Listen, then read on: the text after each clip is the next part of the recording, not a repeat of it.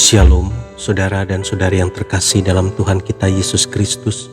Marilah kita luangkan waktu beberapa menit untuk berkencan dengan Tuhan saat ini, agar dari hari ke hari kita semakin dekat dengan Tuhan, sehingga hidup kita semakin diberkati dan menjadi berkat. Pembacaan dari surat Rasul Paulus kepada jemaat di Kolose, bab 3 ayat 13. Sabarlah kamu seorang terhadap yang lain, dan ampunilah seorang akan yang lain, apabila yang seorang menaruh dendam terhadap yang lain. Sama seperti Tuhan telah mengampuni kamu, kamu perbuat jugalah demikian. Demikianlah sabda Tuhan, syukur kepada Allah. Saudara dan saudari yang terkasih dalam Tuhan kita Yesus Kristus, beberapa tahun yang lalu kita dikejutkan oleh sebuah berita pembunuhan sadis. Seorang gadis berusia 19 tahun dibunuh oleh mantan pacar dan temannya.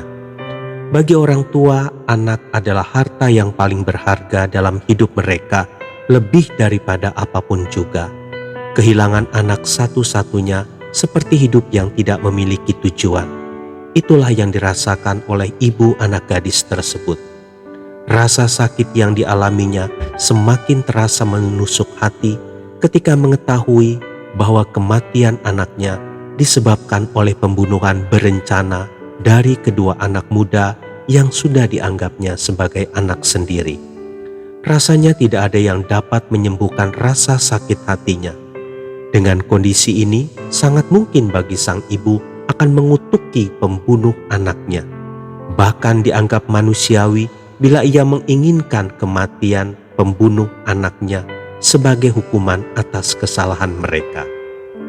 Namun yang tidak kalah mengejutkan publik adalah ketika sang ibunda dengan mata sembab karena menangis mampu berkata, "Bagaimanapun saya kecewa, marah, tidak terima, saya harus memaafkan pelaku, dan saya telah memaafkan mereka.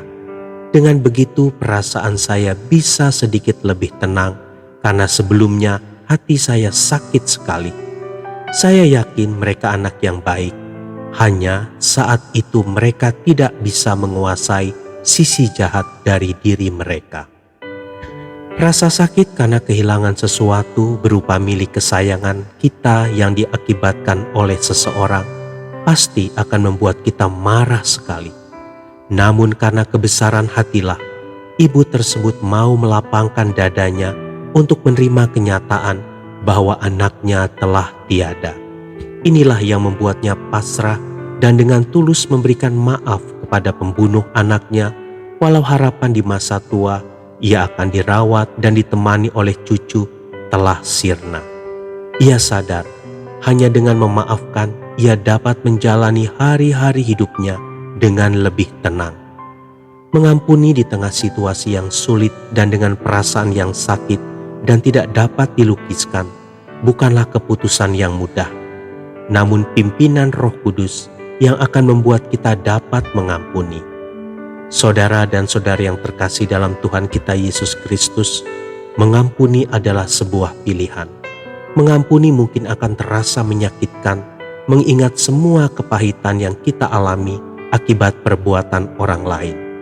Akan tetapi lebih menyakitkan lagi bila kita tidak mengampuni. Lebih dari itu, firman Tuhan juga berkata, "Tetapi jikalau kamu tidak mengampuni orang, Bapamu juga tidak akan mengampuni kesalahanmu." Ketika kita tidak dapat mengampuni, maka setiap permohonan ampun yang kita naikkan di hadapan Bapa akan menjadi sia-sia.